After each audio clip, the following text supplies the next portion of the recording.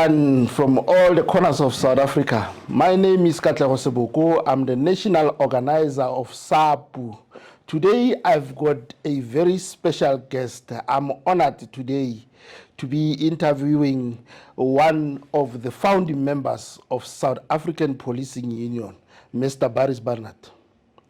Mr. BJ Barnard, good day. Good day, Katlego. How are you? Fine and yourself. Good. Look, when I say I'm honored, I really mean it, because you are one person. When I walked into the employment of SAPU, I was handed to you as a mentor. And even by that time, you still had many years of experience. So you are one of the people who mentored me in the negotiations. How do you feel today after 30 years of service? I've got mixed emotions. You know, I embarked on this journey in 1993. Yes. It's a long time back. Yes. And it has come to a full circle now. Now, there's a time to come and there's a time to go. And when it's a time to go, you have to pass on the torch. It's time to pass on the torch now and just leave a legacy. We were told that you are the founding member of the South African Policing Union, and not only the founding member, and also the employee number one. So tell us about the formation of SAPU, and then where were you by then? In 1993, the writing was on the wall that elections was coming. You know, there will be a new government. Mm-hmm. It was a given. Given. But there was a lot of uncertainty around police and our careers in the police and the security. Unions were outlawed in the police by the apartheid regime. In 1993? Up to 1993. Okay. It was only recognized through the promulgation of regulation in early 1994 by the minister, which it became legal to establish a union in the safety and security environment. At that time, I was a detective in what they today will call the Serious and Violent Crime Unit. And where was that? That was at Rustenburg. Before that, I was a branch commander as a detective. So I was my whole life a detective. But what sort of pushed me into the direction of the union was the unfairness that I've experienced in the detective environment, by then it was the South African Police Force, in the SAP.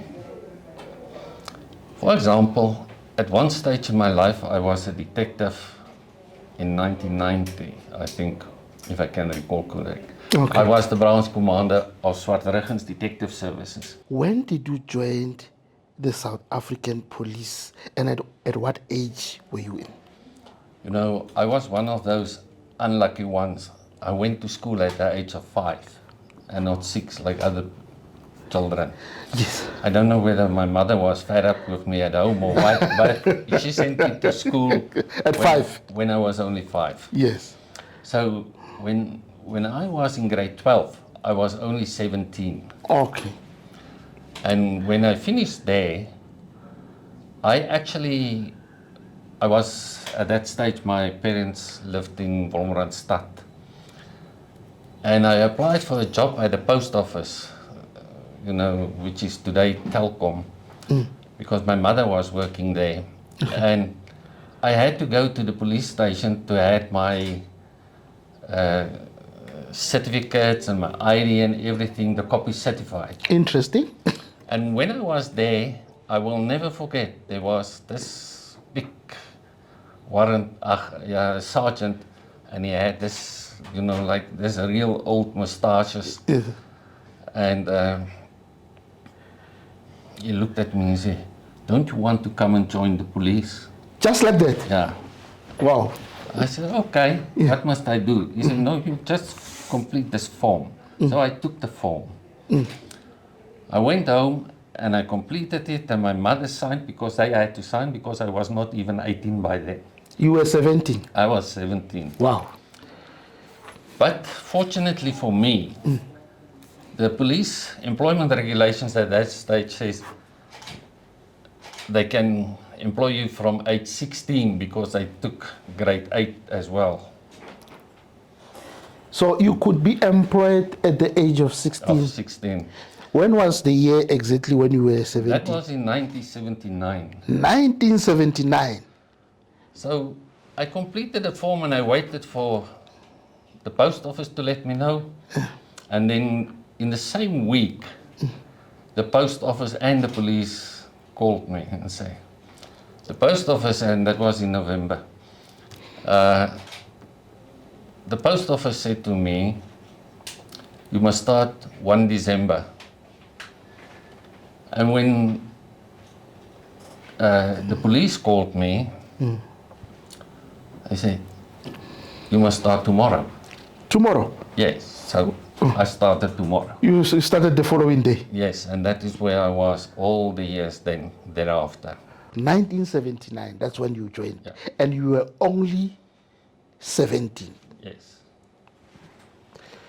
Then as the years progressed to pick up with the Swartruggens issue and the union, was what I've experienced as a branch commander in Swartruggens was that there are certain types of dockets which they call inquest. So that means if you die an unnatural death, any person, the police must first go and do an inquest to see whether there was no foul play or whatever. It's very much an office-based job. Yeah. And you take statements from the family and everyone. And on my staff, there was an old warrant officer, close to retirement, Mpofu. Yeah. And I gave him this job. But now there was also a tea club, as they call it, the sports club. Even today in the police, you get it. These tea clubs, they collect their money through the meals that they supply to the prisoners in the cells. And they then give coffee and tea. They provide it to the staff. The staff. But the constitution of those tea clubs read it stipulated who may be members of this tea club, and it says white members at, and then there's a space, police station, and then you just put in there Swartruggens police station. It's specifically so on the so-called, can I call it a regulation, or what do you call it? Yeah, the constitution of the sport club. Yes, the constitution of the sport club. Yes. It came being typed as that white. Yes. And then you just leave the And space this- for the station. This constitution comes from SAP's National here in Pretoria. Yes. It's like a pro forma type of document. Yes. Now, I did not worry about it. It did not bother me at all, you know. But what I did is I allowed the black people, the black members, to make coffee. Wait. Now it means you were going against that constitution. Yes. That says only white, but you allowed the black. Yes. Now, you know, similar to today, the branch commanders of any unit falls under the station commander of a certain police station. So I fell under the police station, the station commander of Swartruggens. And he then charged me, he disciplined me. For allowing blacks. Yes. He said I'm misappropriating the funds of the tea club. I counter by going to see a lawyer, a good friend of mine, Aubrey Roodman, is now late. and I sued the National Commissioner, Who was the National Commissioner by then? Johan van der Merwe. Okay.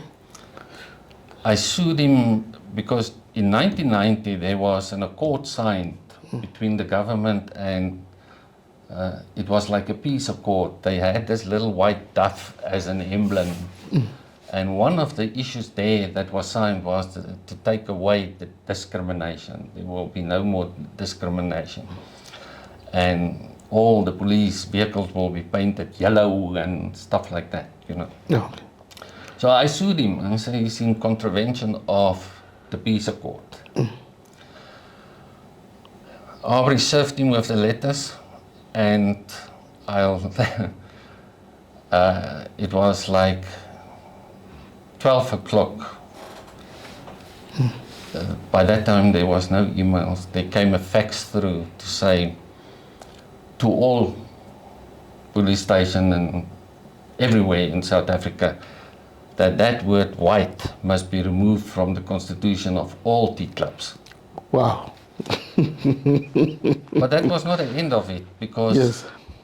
at 4:45 there came another Facts. fax. Says, you, BJ Barnard. Yeah. I still remember my force number, 083750/W. You are hereby transferred with immediate effect to Rustenburg Detective Services. You report there tomorrow morning, 8 o'clock. Yeah.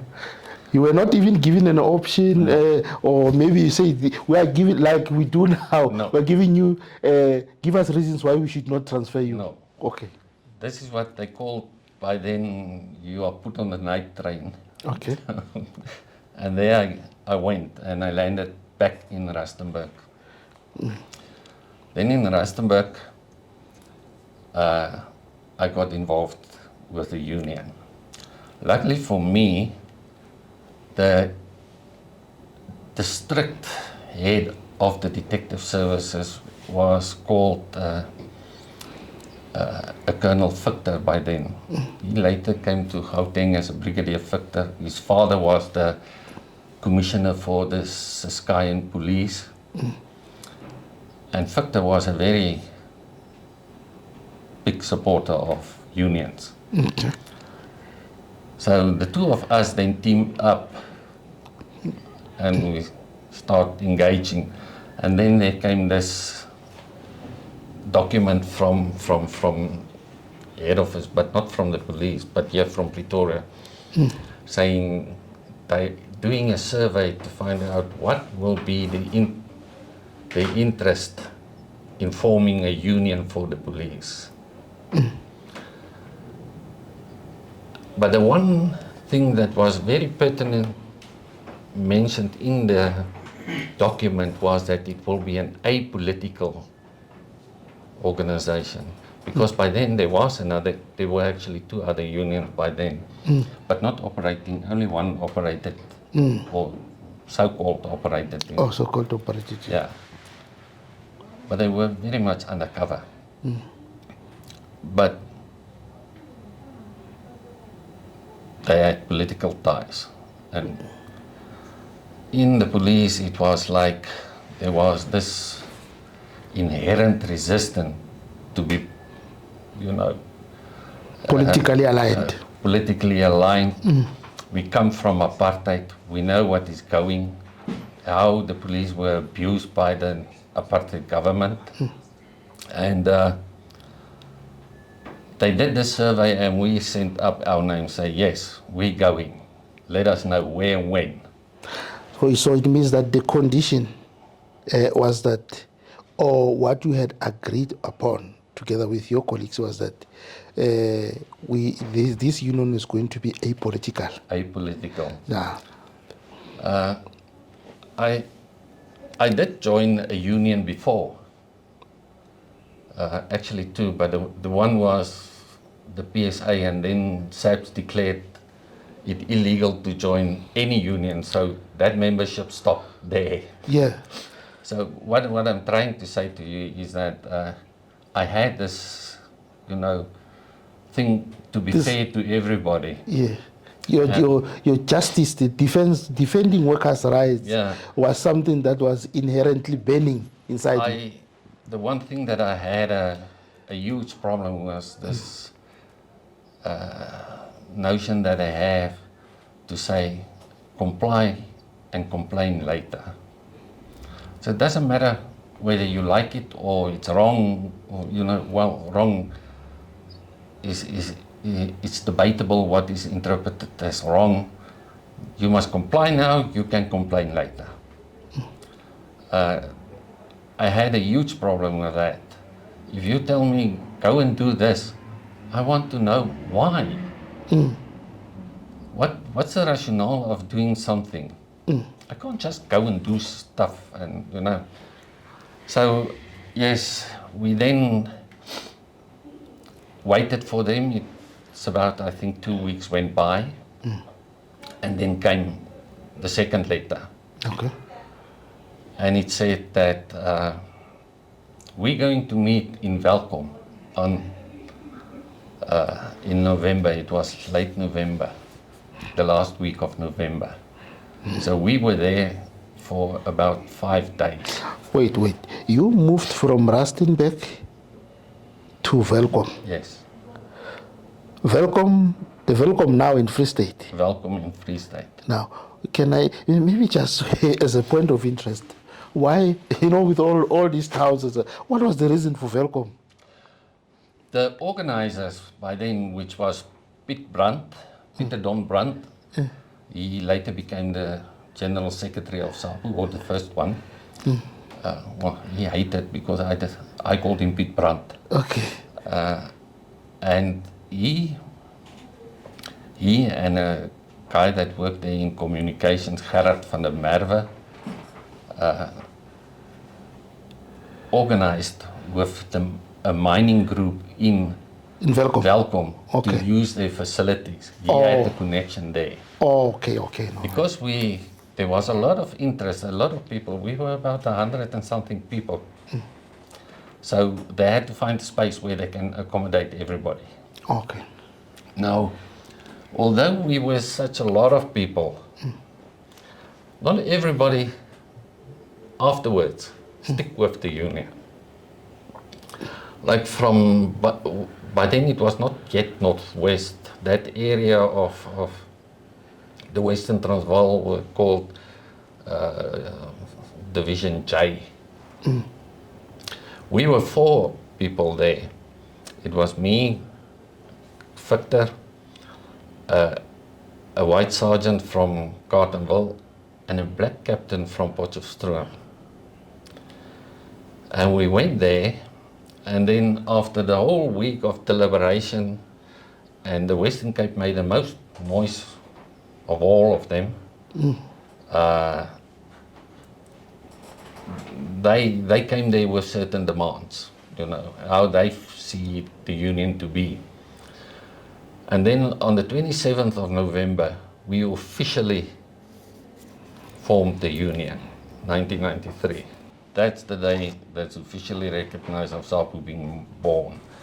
Now, before that, a lot of work went into late nights, a lot of lobbying on how the union should look, and specifically on the drafting of the constitution and the structure of the union.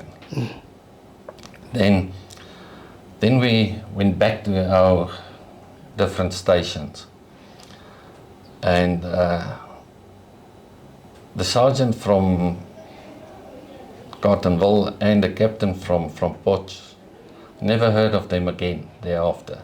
They just disappeared. It was me and Victor then who started to organize the meetings and go out and recruit and convince people. And as we went out, the support came. At Welkom at the time, we said to one another, if we look at daily running of the union, and the strategic planning was that we need to tackle some issues to make an impact, to make a name.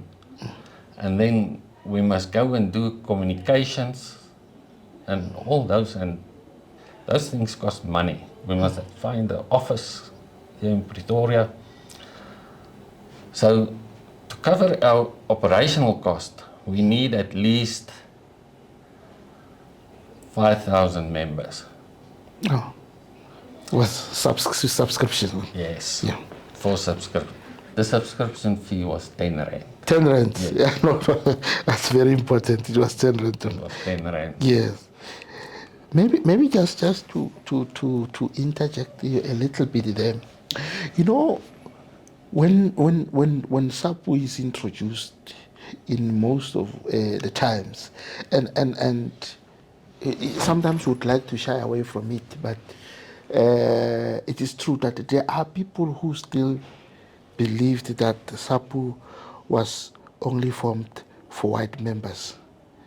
Now, as you were giving us, the analysis of how you even went to Welcome, you made mention of one black guy from Potchefstroom, if my memory serves me well.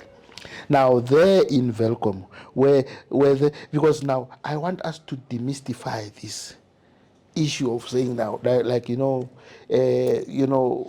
are saying SAPU was formed by whites for whites. Were there other black, or if ever I might not say black, African black members who formed SAPU with you in Welcome? Yes. They were. Let me demystify this. For example, the second in charge of Pretoria Central Police Station was a Colonel Naidu. Okay. He was there. Okay.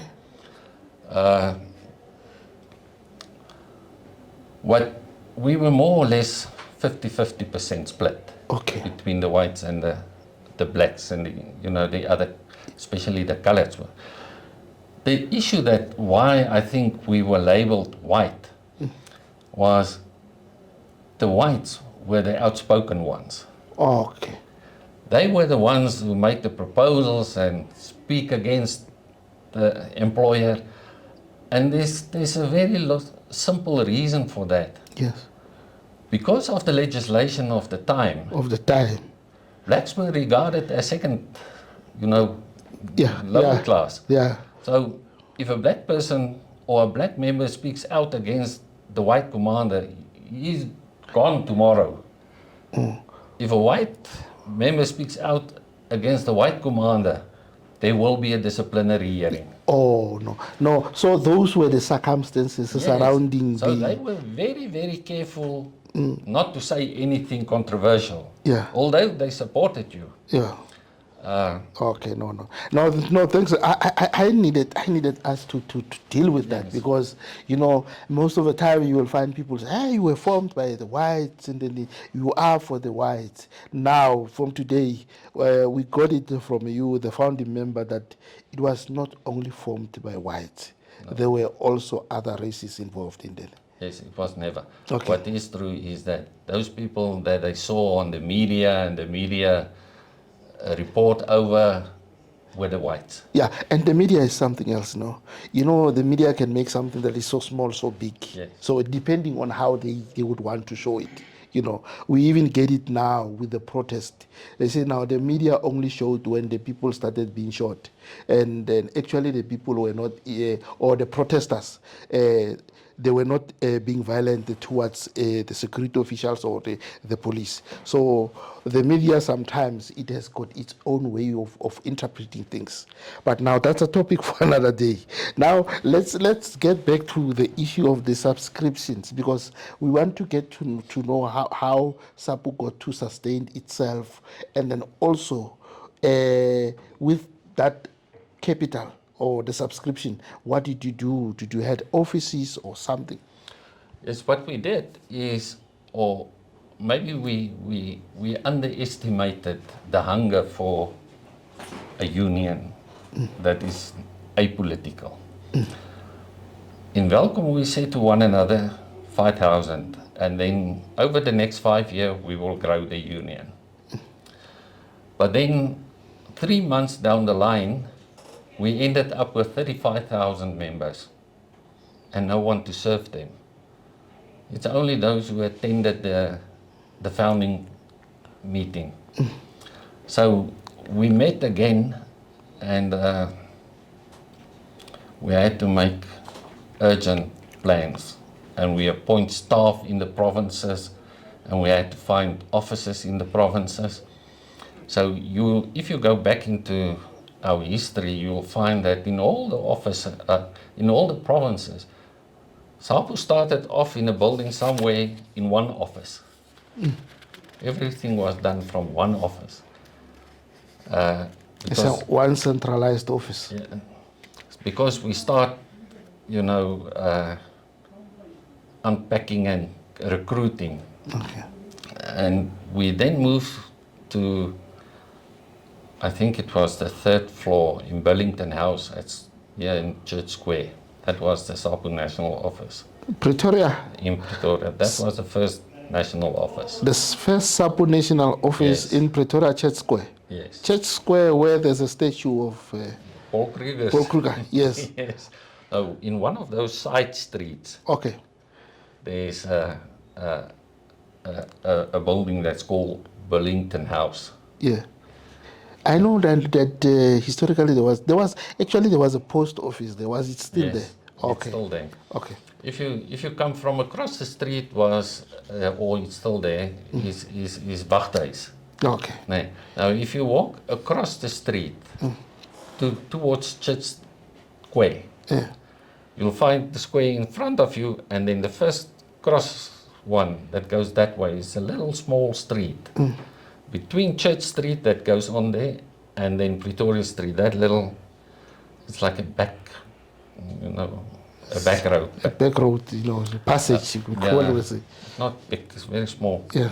But there is Burlington House, and we went and opened an office there.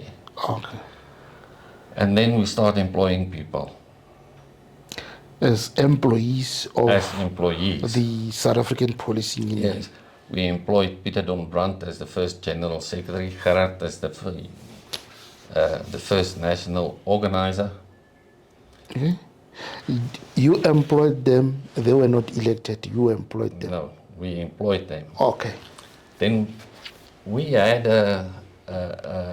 our first NEC meeting was with all the people that was there, or the electeds there at Welkom. We've elected a chairperson for each and every province. Yes. But remember, or actually for each and every region. There were only 4 provinces by then. Yes. Okay? It was still 1993. 93 years. So before 9 provinces. Yeah, before 9 provinces. Yeah. So, and there were quite a number. I think it was like 20 regions. Okay. So our first NEC meeting took place there across the street from Pretoria Central.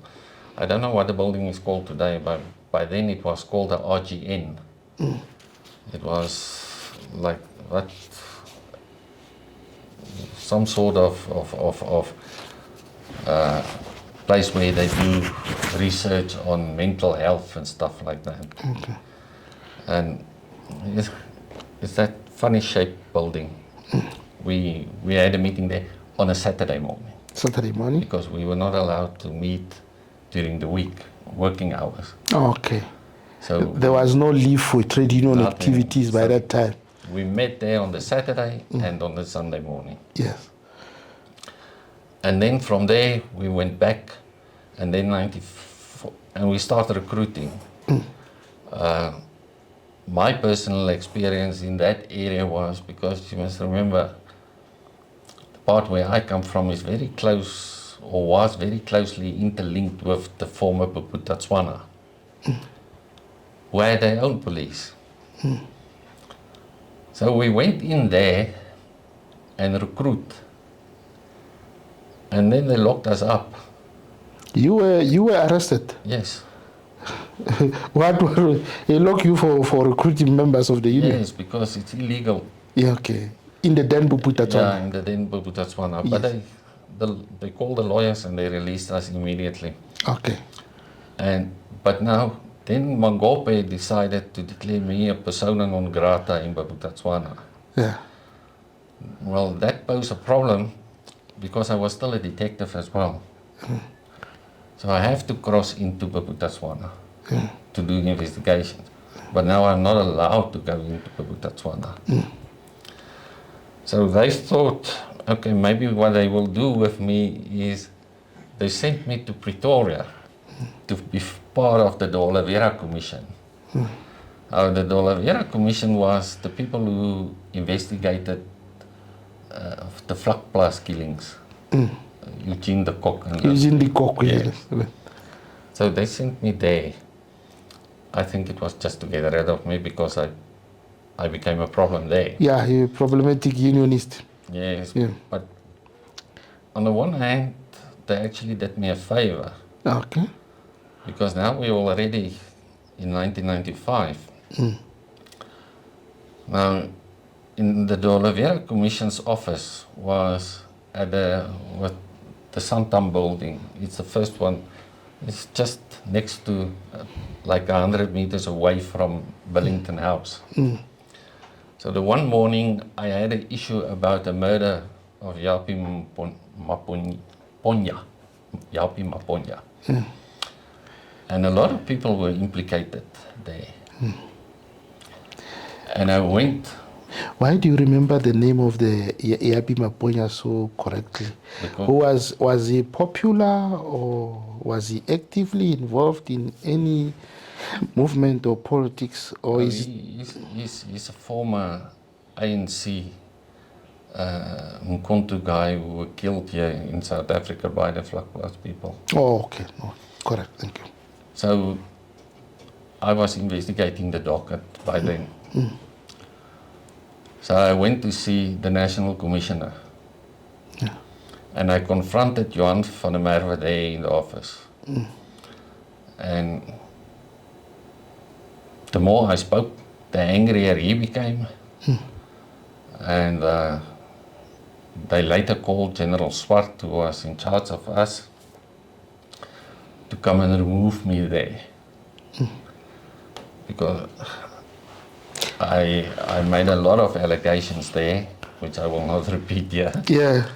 But at the end of the day, I walked out with Swart. I packed my bag and I walked over across the street to SAPU and I said to Piet Brandt, I've resigned. Yeah. Now I come to work for the union. Just to refresh a little bit, Swart, what was Swart's position then? Just give us a... General Swart was in charge of this task team. It was General of the Swart. De Oliveira Commission. Yes. Now, General Swart,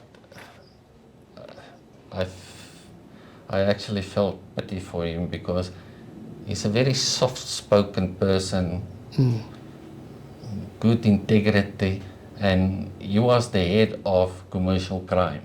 Okay. So these people doesn't deal with hardened criminals. Okay. They deal with figures, you know, Yeah. check fraud and stuff like that. Yeah. So they're not used to violence. Oh, okay. So that's why I said, let me just walk with him. And then I resigned. Well, I never resigned officially from SAPS. Yes. I think they just terminated my service because I never signed any discharge forms, nothing. You know, it's quite amazing because you were just discharged like that. Yeah. And you were not even, were you given the reasons in writing?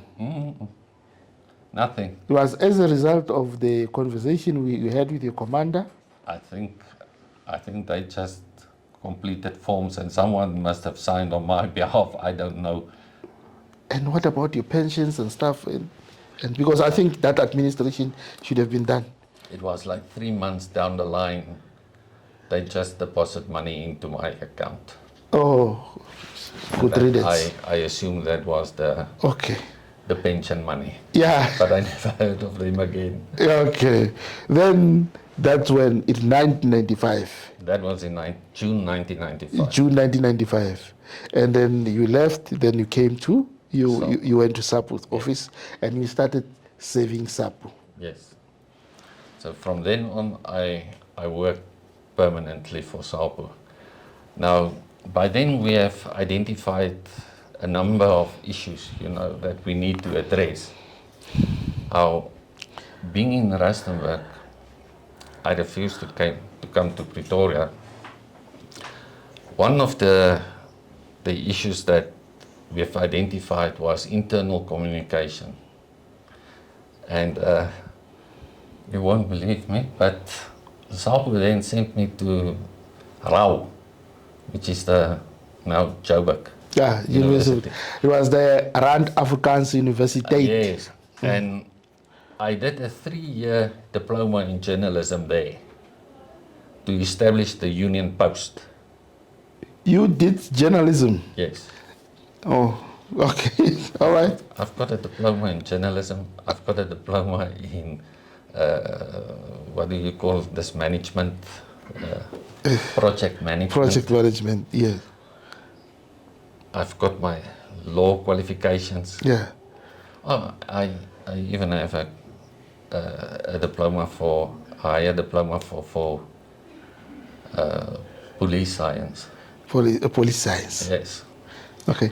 So, so you went to, I think, let's be nostalgic a little bit. You went to study journalism at Rand Afrikaans University. Yeah. Let me call it in that name. The now in brackets University of Johannesburg, Yes. to study journalism.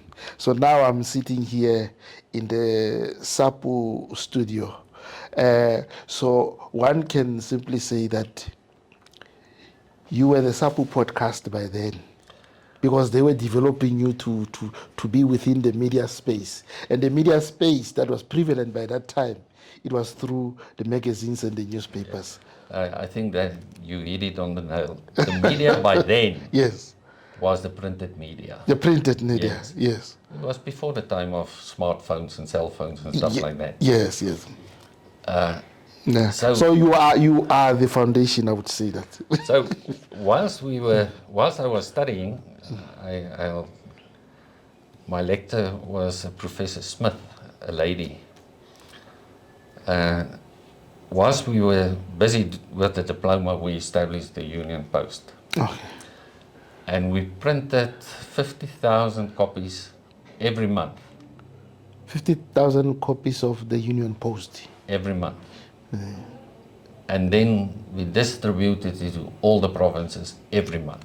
Let me get the number correctly. Is it 50? 50. 50,000. Yes. Okay. Now, how we managed that is that SAPU gave us a budget. And the shortfall we made up through advertisements. Okay. They were like the Bananis and those people, they advertised in the Union Post. Now, what made, or let me first say, you could find a Union Post on each and every table, in each and every police station in unit inside Okay. the police.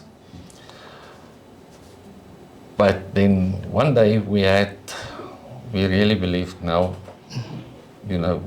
we were successful with this is because the middle page, in the printed media, they say front page is where your headlines come. Yes. Then page number 3 is the second most important page. Because when you page over, that's the first thing you see. Then you go to page 2. And so you go on. The other important pages are the back page, because sometimes the magazine will lie face down on a table. Okay. But then the other one is the middle page, What was special about this middle page? because the middle page, you can have a spread over 2 pages, whatever you want, and you can take it out easily. And so what we did is, Andy Miller was the chief negotiator by then, and he had to write a monthly column for us on feedback, which we called SAPU Das. And everything that happened in the bargaining councils and in the provinces, were on that middle page. And one day we go and look what the opponents are doing. So when PopCrew one day called a meeting here in Gauteng, we sent our members there as well. And to our amazement, there stands there's not even trying to hide it. With the middle page of SAPU, and he gives feedback to the PopCrew meeting from the information that he gets from the SAPU middle page. Yeah. He did not even extract the information. He used that page from the Union Post. So we said, no, this one we hit on the nail. Yeah.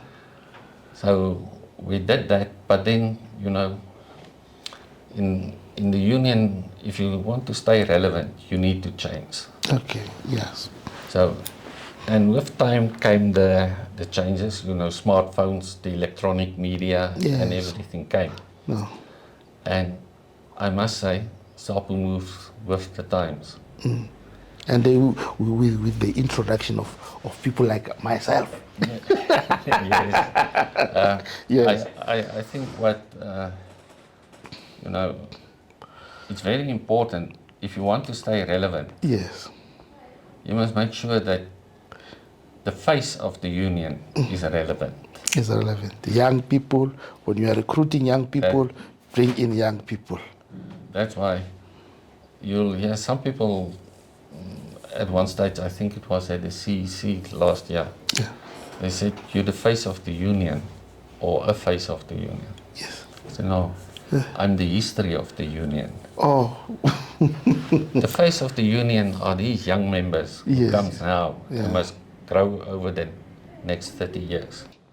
Now, when you are sitting and looking back, do you think you have fulfilled your dreams and you have lived your life fully by serving the workers? Let me answer you in this way, You will not stay in a place or organization for 32 years if it doesn't go along with your principles that you have in life. True. You can't, maybe you can stay 6 months or a year, but then you realize this is not for me. 32 years, 3 years coming, no, I would have been lying to myself if I stayed here. And I must say to you, from 95 up to 2000, it's about 96, 97, I was appointed the editor of the Union Post. And I remained that, and I did that until 2000. Early time, early in the year of 2001, I was appointed the provincial secretary of Northern Cape. Northern Cape. Yes. Yeah. Northern Cape. So there I stayed until 2006. So it's probably around how many years in total? About 5.5, 6 years. Okay, let's say 6 years. I was there. Then, because of health issues, I came back as an organizer in Northwest. Okay. And why I'm mentioning this is that doesn't matter which position you have Yes. in SAPU, all of them are important. Because without the one, the other one cannot. Then from 2006 in 2010, circumstances forced us. Andy Miller suddenly died whilst he was here in Pretoria with negotiations. And overnight we were in a crisis because Andy, the collective bargaining part of SAPU actually operated in a silo. So we went back and we re-strategized, and we said, it should not happen again. So I was appointed the chief negotiator. And then from 2009, I took over and I ran with collective bargaining. Okay. But the one thing that we said to one another is, Barnard will go one day. And when he goes, there should be someone to step in. And that is what I call the transfer of skills. Yes. So me and the GS got together at some stage and said, listen, now it's time to start training people. Yes. And I must say, I think the negotiators that we have currently, very competent. We make quite an impression in the bargaining councils. We submit comprehensive, well-researched reports. I remember the one report that Lesiba tabled in the PCBC about wage negotiations. Yes. Was taken by the employer and used as the basis document for wage negotiations. Brilliant. That's how relevant we became. Yeah. We did the very same thing with the actually interest calculations of the GEPF. Yes. So we really made a difference, and became relevant. And I think the skills have been transferred, so I can go. Yeah, and I can attest to that because, when I started the interview, I said I'm very lucky because, I worked under your supervision. I think one of the critical things that you would always say, before you go to a meeting or any negotiations, do your own research so that you're not caught off guard, because if you don't do your own research, you become irrelevant in the negotiations. Because sometimes speaking for the sake of speaking, that just because your peers are speaking or the other union members are speaking, it makes you irrelevant. Yeah. Sometimes you need to be quiet and speak when it is relevant. And when it is relevant, it is when we come up with the points that you would have researched. So it's one of those very important lessons that I've learned from you. And I can attest that as a former negotiator myself, both in the SSBC and the PSCBC, I was well taken of in terms of the transfer of skills. The transfer of skills, it has happened, and not only to me, to other negotiators as well. We have developed so many negotiators as well. Some of them, I think they have sought to seek employment somewhere else, but with the skill that they had from you, I think they can't deny wherever they are that they have indeed benefited fruitfully so from your teachings. Thank you. I'm very grateful, to have the opportunity to transfer those skills. Negotiations is a skill. Yeah. You're not born with it. What you're born with, that you need in that skill, is to control your emotions. True. Now, once you've mastered that, you will be a skillful negotiator. And I think in SAPU, we have managed to do that. And I've mentioned to you the issue of everyone is important in the union. Any union are based on or built on mostly three legs. Which are, I'm interested. Yes. 3 legs. The first one is membership. Membership. And service. Forget about the general secretary. Membership holds the purse. Subscriptions. Yes. Yeah. And membership, without them, if their membership figures are wrong, we don't get money. Okay.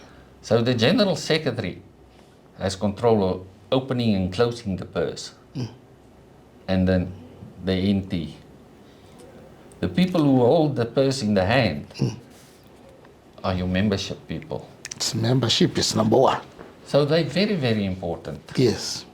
And with them goes recruitment. It goes recruitment. So those two goes hand in hand. Recruitment. Yes. Yes. Then your second leg is service delivery. Yeah. Now, with service delivery goes dispute resolution, your benefits, like SAPU legal. Yes. Because members doesn't come to SAPU.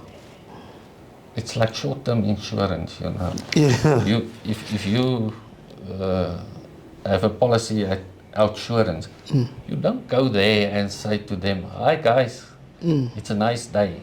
Yes. You go there when you have a problem, Yes. and then you expect them to service you because you pay them a premium. Correct. The same applies to the union. Yes. So when they come here with a problem, you need to resolve their problem speedily. So there should be a proper part that deals with disciplinary hearings, arbitrations, court cases and stuff like that. And when they in need. That's the second one, service delivery. Third one Yes. is collective bargaining. Okay. Now, why that one is important is that, you know, in terms of the law, an employment contract, although in the government sphere, they don't do it, they don't practice it, but in the private sector, they do it actually. Every time you get a salary increase or there's add-ons on your benefits, you sign a new employment contract because your terms and conditions of employment change. Yeah. And this is what your members want. Yeah. Collective bargaining, because you must go and better their life. Yeah. It's very interesting because I'm just analyzing, you know, the three legs that you've given to me, and all of them, they are attached to one another. You can, it's like, let me, you know, I can link it with what you are saying to say every position in SAPU is very important because one needs another to survive. Yes. Or to be able to function to its best level. I mean, you look at all the three legs that you have given to us, membership and recruitment. Now, you can't grow membership and go and recruit if you don't service members. Because when you go and service members and recruit members, they need to hear what is it that you're going to do for them. What is it that is in for us if I join, what that is in for me if I join SAPU? Then you need to convince that member that if you join SAPU, we are going to be able to service you with 1, 2, and 3, which is disciplinary hearings, which is your benefits of your Sililanabo. Sililanabo, it's like your condolences. It also involves bursaries as well. And then now you also spoke about the collective bargaining. The collective bargaining is also a service that the union is rendering to its members. So all of them, they are interlinked. So what you said on the other side, or in our conversation earlier, that there is these positions needs one another. To survive, you need a fully functional union on with all the positions. I mean, one would start from cleaning. Can we work in a very untidy office? No. Yeah, so it's one of those things. So that's the interest I picked up in the legs that you have given to me here. If you have a professional service in all three of those legs, yes, it becomes your reputation. Yes. And if you have a professional reputation, the union sells itself. No. Because people knows about you. They know this is where they will get service. You don't have to go and convince people. They know what. You just go there and formalize their membership. Yeah. What was the amount of membership at that time? If you can recall, just probable. I know your memory is very good. We went there, 0. We did not have a single member because it was not yet formed. what we had was we were very much, because we came at high positions in SAPs and low positions in SAPs, and we knew the security branch was on us. Okay. And that if we fail here today, there in Welkom, it's a do or die. Okay. If we go out there and we don't succeed, the security branch will get rid of us, all of us, because that is how they operated at the time under apartheid. So we had to make it work, and we took that risk. And it worked for us, and I'm very grateful for that. And although we were labeled as a white union, well, just for interest's sake, those who reported us twice or made the allegations twice, they reported us to the Department of Labor to say we are a white employer-controlled organization. The department investigated it twice and came up with a report to say there's no evidence to such. Now, if we look today back to those who made those claims, as we speak today, they have more white people in their employ than SAPU. Wow. Yeah. No, from that, from that zero in Welkom to Pretoria, obviously with the minimum number, currently SAPU is sitting with a membership of about 95,000, plus minus 95,000. Maybe I should have added there on the membership there is the decision that they took there at Welkom was that because of the threat of the security branch and everything, and it was still illegal, none of us there have signed an application form there. Okay. We came back to the provinces, and then we started to recruit. Let's come into the current era, because we just, sometimes often hear that, where are unions still relevant in this current era, or are we just taking subscriptions? So please tell me, in your experience with the number of years that you have, what is the state of affairs or the state of unionism in general? Unionism in South Africa is well and alive.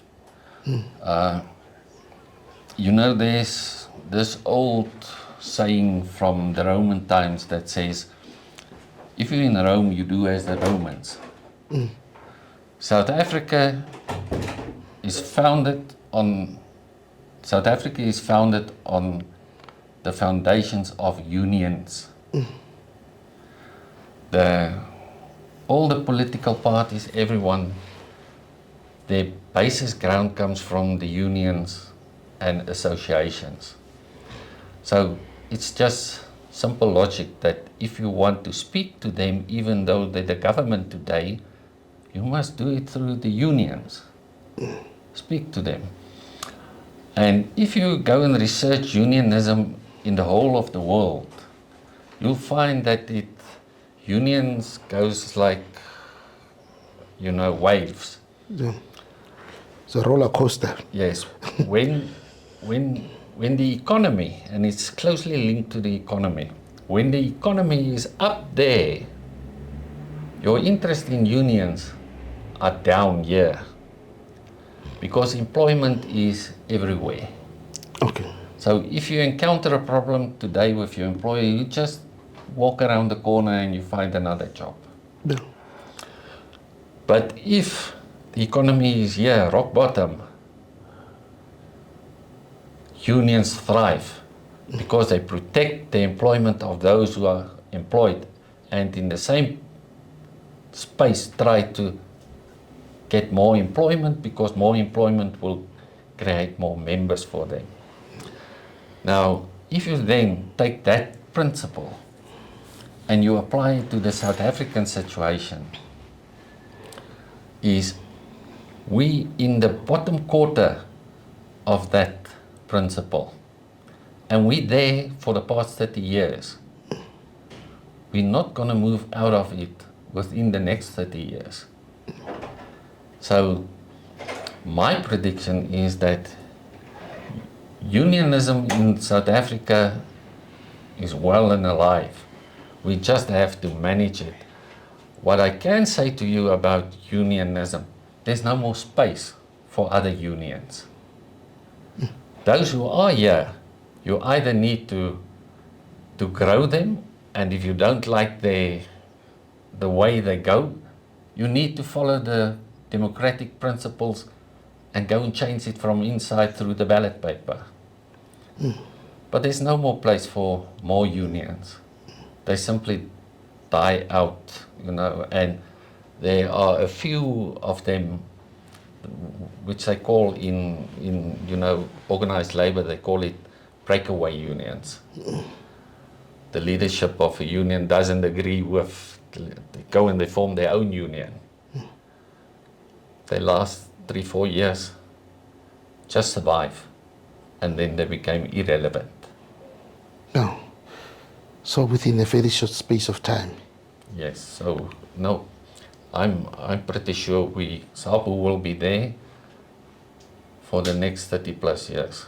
I have absolutely no doubts about that. Okay. So are young people coming to join the union now? Yes, and that is why me and the General Secretary had a conversation about a year ago. I was sent down to Cape Town as the acting provincial manager there because of a lot of things that happened there. And one of the things that came out there were a lot of old guys who went on retirement in the police, and now they want to stay on with SAPU. And they were competent people. There's nothing wrong with them. And I said to the GS, as much as I agree with you and with everybody else to say, I don't question their competency and their successes. The fact of the matter is, if we keep the old people, when are we going to train the young ones? And the young ones are the ones who relates to young members. And that's how you recruit. Yes, the interest there for SAPU by young ones is well and alive. From the moment we started SAPU, there should have been the regalia that one needed to have. So now please tell me, how many SAPU t-shirts do you have in your lifetime?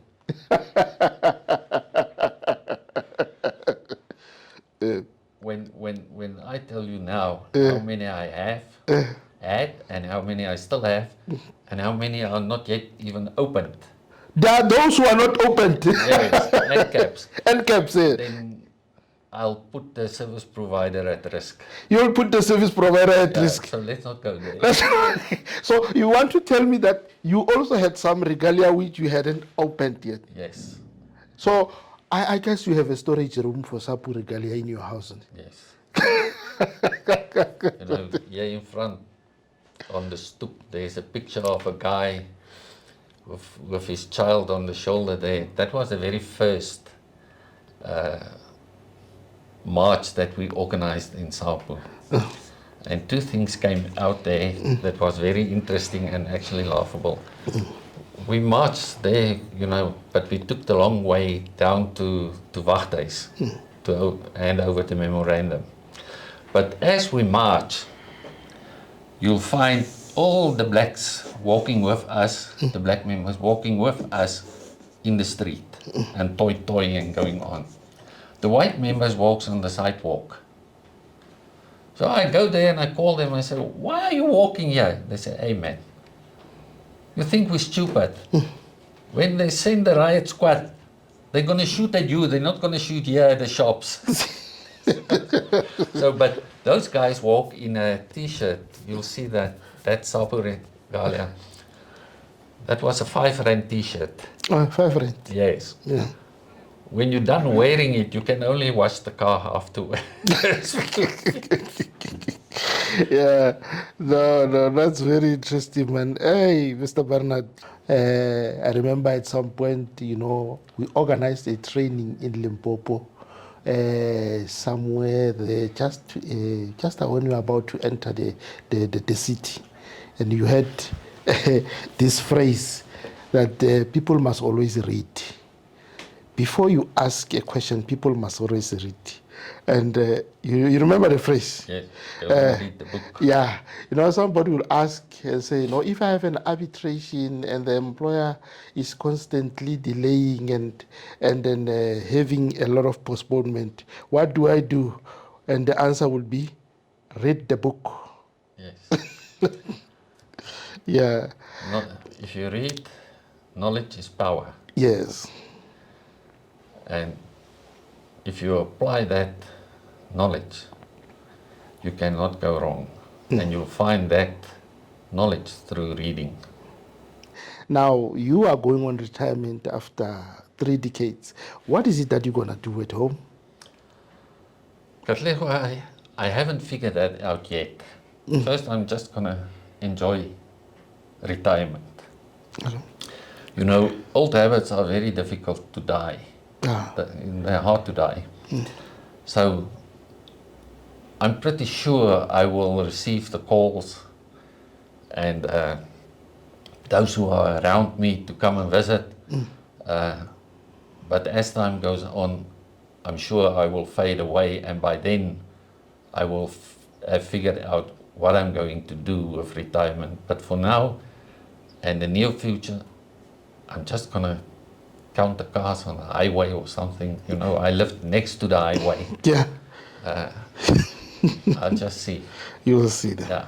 No, but I know that you're going to enjoy your time with your family as well.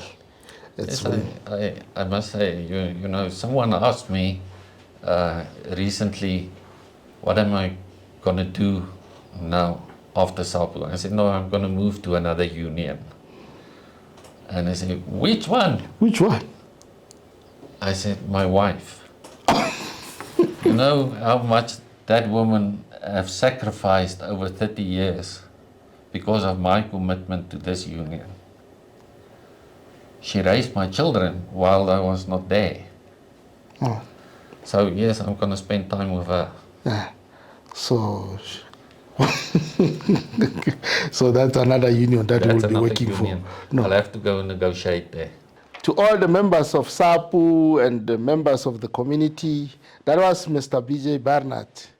Mr. Barnard, who has served 3 decades in an organization, now he is peacefully going into a retirement where he's going to enjoy time with his family.